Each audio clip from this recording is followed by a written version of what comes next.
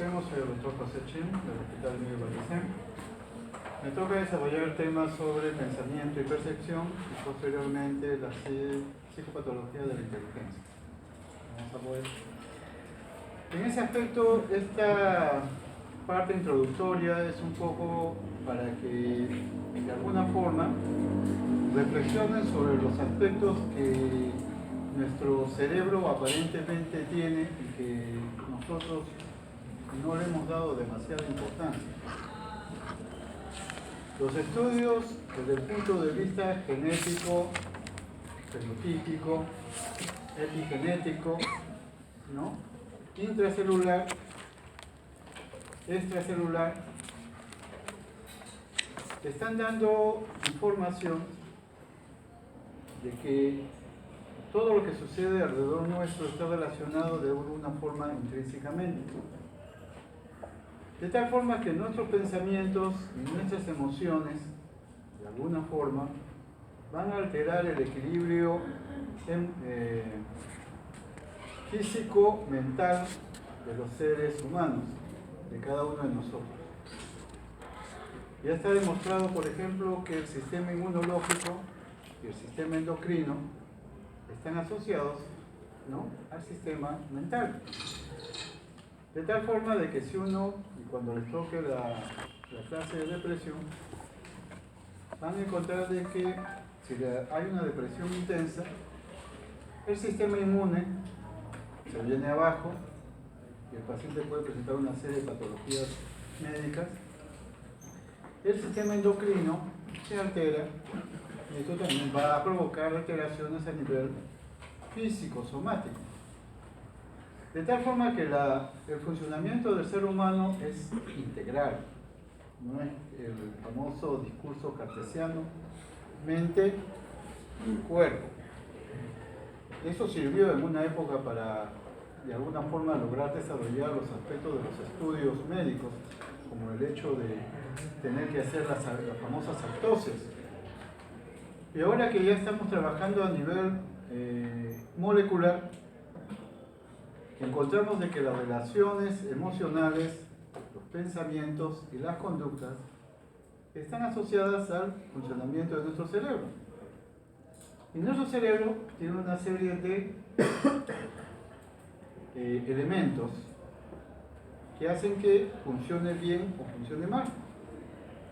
Estos elementos están relacionados no solamente con los procesos de las neuronas y de las interrelaciones o comunicaciones entre los diversos niveles, sino también tiene que ver con el funcionamiento de lo que hace soporte a estas neuronas, que son la sustancia blanca y las glías.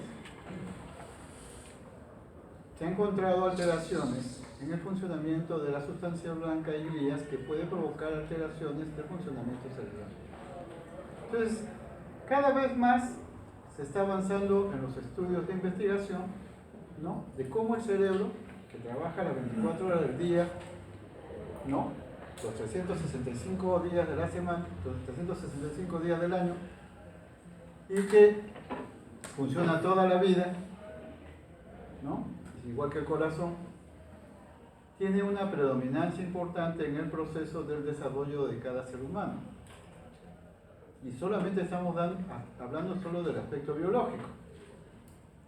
Y como ustedes han descubierto, el desarrollo del ser humano es un proceso biológico, psicológico, social, y que va a depender en el momento que se expresen o se desarrollen los procesos biológicos, puede verse afectado por los problemas psicológicos o los retos psicológicos del desarrollo del ciclo vital, y también por los procesos y desarrollos de los aspectos sociales, culturales, económicos, étnicos, etcétera, etcétera, etcétera. De allí que ya en el último congreso de la Asociación Psiquiátrica Americana, perdón, de la Asociación Psiquiátrica Peruana, que se hizo acá en Arequipa hace pocos días, ya se habla de los efectos del trauma en personas en la infancia o en la adolescencia que van a determinar el proceso de un acortamiento de 20 años en su vida, o que van a provocar el desarrollo de una serie de patología física o mental que estos estudios se han hecho en diversos niveles. Se ha descubierto, por ejemplo, que una persona que haya tenido, ¿no?, maltrato físico o maltrato emocional o abuso sexual va a alterar el proceso de su desarrollo según la etapa en que se presente el problema. Si es en la infancia, tiene un desarrollo diferente a la adolescencia. Y ahora ya hablamos de otras cosas más, ya no hablamos solamente de ¿cómo se llama?, de maltrato, sino también hablamos de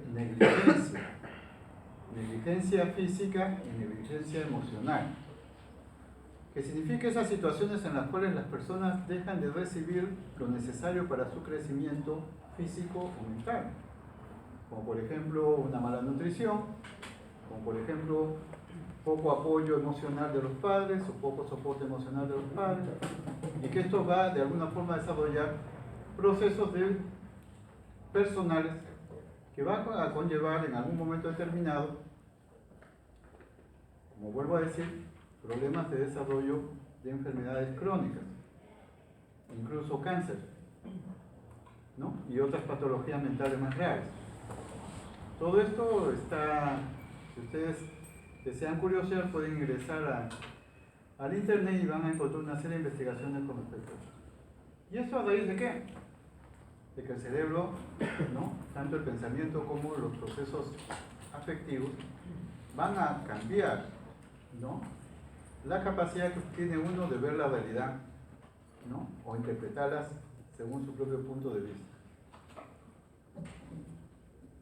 En la exposición que al inicio se presenta, de alguna forma demuestra de que los procesos bioquímicos cerebrales de alguna forma se ven alterados y van cambiando y alterando nuestro proceso mental. Hay una base biológica entonces para esto, pero no basta con que exista este problema, se tiene que asociar a los procesos psicológicos, que también son procesos neuropsicológicos.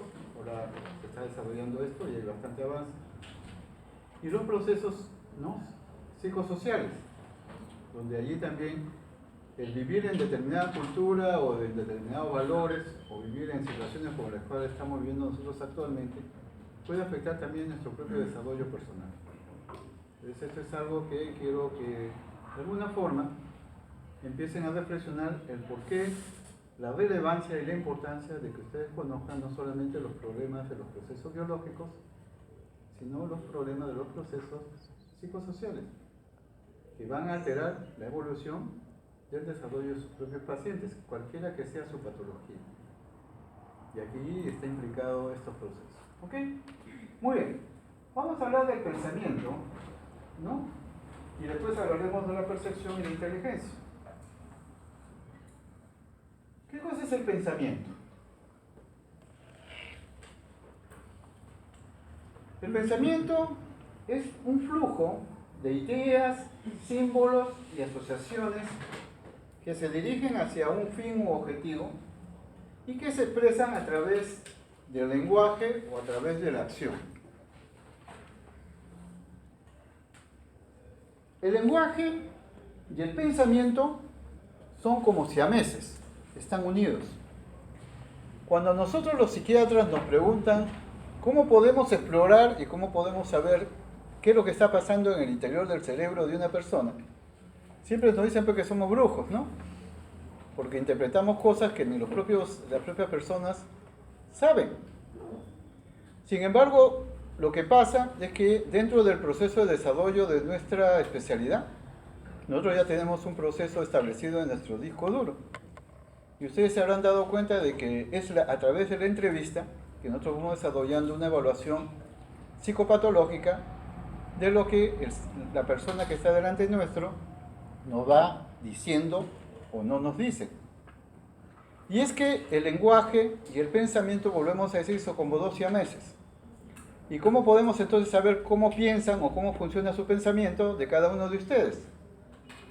A través del lenguaje. Puede ser el lenguaje escrito, puede ser el lenguaje verbal, pero el lenguaje verbal es mucho más importante en el proceso de este entendimiento, de cómo están funcionando sus neuronas.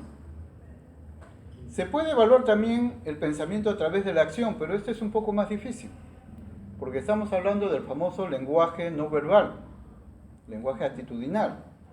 Y en ese aspecto, en el lenguaje verbal o actitudinal, uno puede fallar, pues. Yo lo miro, ¿no? Y puedo interpretar una cosa que de repente no es cierta. Mientras que a través del lenguaje yo le hablo y él me tiene que responder. Y según cómo me responde, el tono, la frecuencia, la fuerza, la intensidad, los ocultamientos que la persona me da, yo puedo detectar dónde están los elementos que pueden estar afectando su proceso de funcionamiento. Y eso me ayuda a tener una idea de lo que está pasando dentro de la persona, dentro del interior de las personas. Entonces, definimos el pensamiento como un flujo de ideas, símbolos y asociaciones dirigidas hacia un objetivo que se expresan a través del lenguaje o a través de la acción, ¿no? Por supuesto, todavía sigue esta discusión, ¿no? Si habrá vida extraterrestre o no. Algunos dicen que sí, otros dicen que no. Nuestros lóbulos han desarrollado en la especie humana de una forma bastante intensa, de tal forma que determinadas funciones han sido, ¿no?, focalizadas en determinadas áreas cerebrales. Sin embargo, este conocimiento del funcionamiento anatómico o fisiológico de los lóbulos solo nos ayudan en forma parcial, porque el cerebro funciona como un todo, con una serie de interrelaciones y comunicaciones que no abarcan exclusivamente las zonas anatómicas, sino que se expresan a través de conexiones entre cortezas y cortezas, entre lóbulos y lóbulos, y entre haces que se impregnan uno al otro. Sin embargo, de alguna forma tenemos en cuenta que, por ejemplo, en el lóbulo occipital se ve todo lo que tiene que ver con colores, en el lóbulo frontal tiene que ver con todo lo que es la capacidad de tomar decisiones, ¿no? Y dicen algunos que el alma está aquí en el lóbulo frontal. Nuestros valores, nuestra capacidad para tomar decisiones, nuestra capacidad para discriminar está aquí, en el lóbulo frontal. Y por supuesto tenemos en el área del lóbulo temporal lo que es el área auditiva, pero también el área de la asociación, ¿no? El lenguaje se expresa a través de dos áreas muy importantes en el cerebro: el área de Broca, ¿no?, y el área de Wernicke. En el área de Broca se habla de la articulación del lenguaje, y en el área de Wernicke se habla del significado de las palabras. De tal forma que, si esto funciona bien, la articulación del lenguaje está asociada al significado de las palabras. Y entonces cada vez que hablamos, estamos expresando, ¿no?, una forma de ver cómo funciona el mundo a través del lenguaje. Por uno se dice entonces que el pensamiento es un proceso psíquico que está socialmente condicionado, porque a nosotros todos los procesos de formación nos van orientando a pensar de una forma determinada. En algunas circunstancias podemos tener un pensamiento crítico y poder cambiar nuestros propios pensamientos aprendidos socialmente o en la familia o en nuestro grupo, y ser mucho más abiertos a otras áreas, ¿no?, de la intelectualidad. Y es un proceso que va descubriendo lo nuevo y está ligado al lenguaje. El pensamiento surge del conocimiento sensorial sobre la base de la actividad práctica, de lo que uno desarrolla. En síntesis, el pensamiento es un proceso cognitivo superior, ¿no? Una actividad racional o un proceso simbólico, un movimiento de conocimientos en búsqueda de resolver problemas, porque los problemas son inherentes al ser humano. Cada vez que despertamos de nuestra cama tenemos que tomar decisiones, o se nos presentan retos o problemas. El ser humano es inherente a la existencia de los problemas. No es cierto que nadie vive sin problemas. La única persona que no tiene problemas es aquel que está por debajo de 3 o 4 metros, ¿no?, bajo tierra. Ese día ya no tiene problemas. Pero en la vida diaria, todo ser humano tiene que tener retos y problemas para poder desenvolverse y desarrollarse. De tal forma de que Ustedes, cada vez que se levantan y tienen desafíos, están tomando decisiones. Y esas decisiones están relacionadas con su capacidad de analizar, ¿no?, y verbalizar qué situaciones se van presentando. Y hay tres tipos de problemas. Los problemas que se presentan y que se resuelven solos sin que usted los toque, esos son los más fáciles. Los problemas que tienen un valor medio y que usted puede tomar decisiones y solucionarlos racionalmente o emocionalmente. Y los problemas que son constantes, que dejan ya de ser problemas, se vuelven situaciones. Y si son situaciones, lo único que puede hacer usted es adaptarse, porque no lo va a resolver, tiene que vivir con el problema. ¿Ok? Por ejemplo, usted coge una pareja, ¿cierto? Y después descubre que su pareja no es tan perfecta como usted desea. Puede tomar dos decisiones, pues. O se separa de la pareja, o aprende a vivir con su pareja. Eso se llama problemas que son situacionales.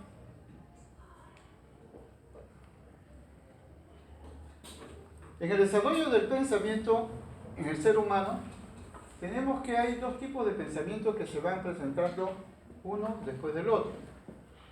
El primer, porque cuando uno nace, el cerebro está en blanco y uno tiene que aprender a aprender ideas o conceptos.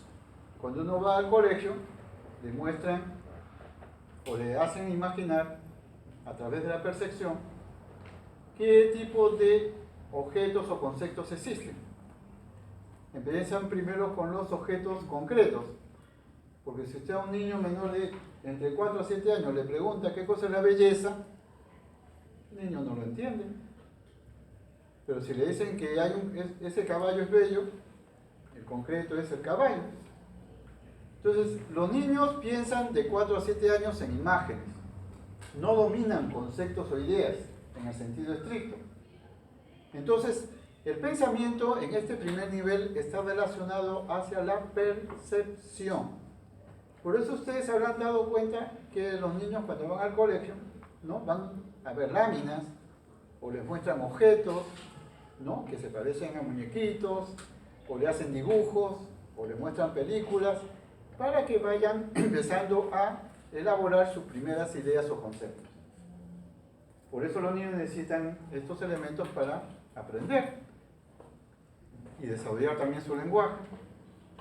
A partir de los 7 años, cuando ya uno ingresa en el área escolar, empieza a presentarse los famosos conceptos abstractos, ¿no? ¿Quién no recuerda que para aprender a hacer cálculo o matemáticas, ¿no?, si le decían 1 más 1, no entendía ni Mitch. Pero si le ponían una manzana más otra manzana, igual 2 manzanas, ¿no es cierto? Por eso todo el mundo tenía que llevar su abaco o tenía que llevar sus semillitas de maíz o de otro tipo para ir contando. Así se aprende a elaborar el concepto del cálculo. Entonces ese es el aprendizaje concreto y posteriormente ya puede llegar a un nivel de abstracción, establecer una relación que generalice el proceso, ¿no? Entonces 2 manzanas más 2 manzanas, 4 manzanas, 2 naranjas más 2 naranjas, 4 naranjas. Entonces ya empieza a formalizar los conceptos de los números, del 1, del 2, del 3, del 4 y así sucesivamente. Entonces, ¿por qué tenemos que tener en cuenta esto? Porque vamos a encontrar patología de personas que no pueden abstraer, solamente tienen pensamiento concreto.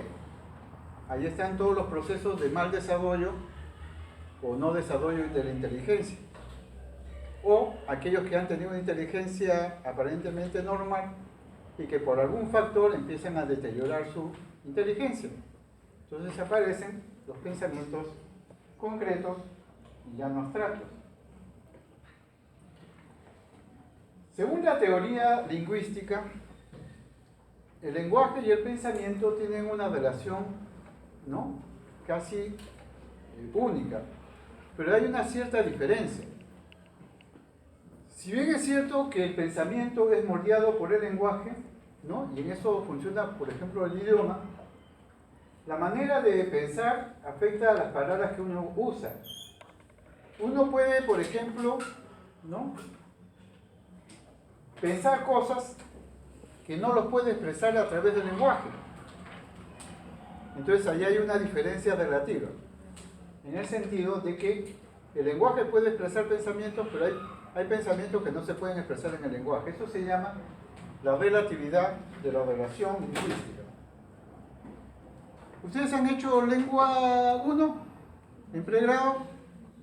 ¿Nadie? No saben lo que se han perdido.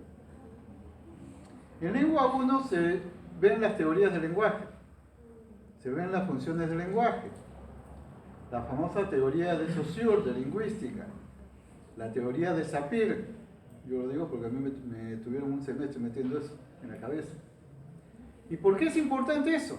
Porque eso que aparece aparentemente al inicio, que no tiene ningún valor, para esta etapa de la evaluación de pensamiento y lenguaje, sí tiene valor. Entonces, si no lo han leído, y si a alguien le gusta leer, les recomiendo que lea la teoría lingüística de Saussure y la teoría lingüística de Sapir. Son dos libros básicos de lengua. A veces preguntan por qué no dan cursos que no va a servir para nada. No, sí, se dan cursos porque sí sirven. Desde el punto de vista del neurospec, se ha visto, por ejemplo, que determinadas áreas del cerebro se prenden relacionados con determinadas funciones del área del lenguaje. Tenemos, por ejemplo, que cuando observamos palabras en forma pasiva, se iluminan todos esos sectores, inclusive a predominio occipital. Cuando uno escucha palabras, se ilumina el sector temporal, que está asociado al sector auditivo. Cuando uno genera verbos, se enciende el área rolándica. Y cuando uno habla, lenguaje, el área de Broca y el área de Wernicke se ilumina, indicando que ambos funcionan al mismo tiempo en el proceso de la expresión del lenguaje. Entonces, no es que estemos hablando de teorías, estamos hablando ya de situaciones que están demostradas desde el punto de vista de la investigación. Entonces, vamos a pasar, ¿no?, a las formas de cómo el pensamiento se ven afectados. Y hay 4 áreas o niveles en los cuales debemos evaluar las alteraciones del pensamiento. Un grupo de trastornos que tienen que ver con la estructura del pensamiento, o sea, la forma como está desarrollada el pensamiento como lenguaje. Otro grupo tiene que ver en cómo la velocidad del pensamiento o la velocidad del lenguaje está alterada. La parte que más nos gusta es esta, la evaluación del contenido del pensamiento, que es lo que uno está pensando, cuáles son los temas que lo dominan o lo afectan. Y un cuarto grupo que está menos reconocido, pero que sí es necesario conocer, es el control del pensamiento. ¿Cuánto podemos nosotros controlar o no nuestros pensamientos? Porque hay personas que van a tener problemas para poder manejar su propio pensamiento. Vamos entonces a hablar de los trastornos en la estructura del pensamiento. Y empezamos con la primera alteración de la estructura del pensamiento, que es el pensamiento circunstancial. El pensamiento circunstancial, como se define, es un exceso de rodeos para llegar al tema central. ¿Quién ha leído a Mafalda? ¿Sí? Todos, ¿no es cierto? Buen grupo. ¿Se acuerdan de Susanita? Aquella que se quiere casar con un médico y tener 2 hijos, 3 hijos duros, ¿no es cierto? Susanita tiene una forma de hablar que es interesante, porque en vez de decir las cosas directamente, siempre se va por las ramas. Y entonces, por ejemplo, le dice a Mafalda, ¿cómo se llama? El hecho concreto que quiere comunicar Susanita es que la hija del vecino acaba de llegar anoche. Y en vez de decir, acabo de ver al hijo de la vecina que ha llegado anoche, le dice, ¿te acuerdas de aquel muchacho que hace 14 años se fue de la casa, que vivía con la vecina, ¿no?, que trabajaba en la lavandería y hacía ropa y cocinaba? ¿no? Y que de repente pues empezó a viajar y ha ido por todo el mundo conociendo, y que se casó y tiene 3 hijos y todo lo demás, acaba de llegar. Se dan cuenta entonces de que el pensamiento empieza en un punto y en vez de ser lineal, se va por las ramas, se pierde como el mono en el bosque y después de un momento determinado vuelve a ubicarse en el tema central. Eso es pensamiento circunstancial, ¿no? Y es frecuente en muchos procesos de alteraciones de la estructura del pensamiento, ¿no? Como los cuadros psicóticos. Hay otros ejemplos acá, estoy dando algunos ejemplos fuera de la pantalla para que se den el tiempo para leer también, ¿no? El segundo pensamiento más frecuente que se presenta dentro de los problemas de la estructura del lenguaje es el pensamiento tangencial, que es igual, es el pensamiento que empieza en un lado y como el monito se sube a las ramas, se pierde en el bosque, ¿no? Y ya nadie lo vuelve a recuperar. Eso se llama pensamiento tangencial. Cuando empiezan a hablar de un tema, empiezan a hablar de temas anexos y se olvida del tema central. Ese pensamiento tangencial. Ay, perdón. Pensamiento escamoteador. El pensamiento escamoteador es aquel en el cual, como bien se define, el tema central se esconde y no se toca.